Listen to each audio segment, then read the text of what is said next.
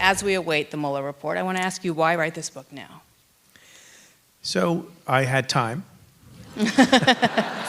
Not as much time as I thought, because I do a bunch of things. I have these podcasts, Yes. And as I say in the preface of the book, I had this thought of writing, and as you saw in the introduction, this guide for folks.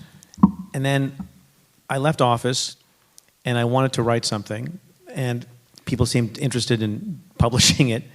And we talk about Trump all the time, and I do too, and there's Twitter for that, and I talk about it on the podcast.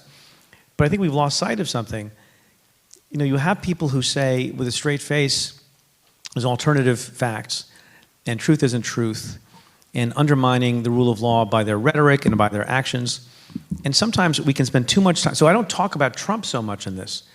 Hardly at all, actually. Hardly at all, although he's implied in all of it. Yeah. Right? Because he's present in everything that's going on. It's sort of like, at the funeral of John McCain, Trump's name wasn't mentioned once.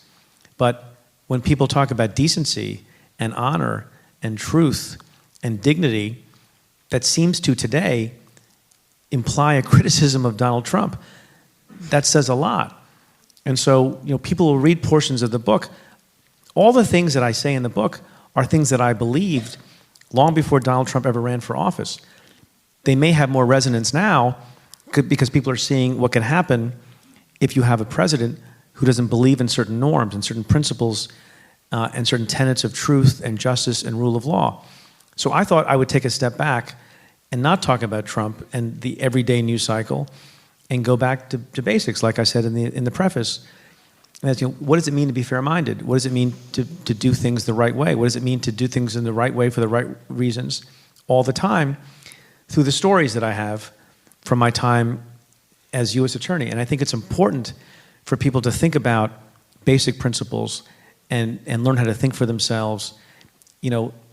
Laws are important and regulations are important, and you can write good ones, but that does not assure just society or just outcomes or fairness if the people who are responsible in those oceans of discretion that they have don't take care to do things the right way.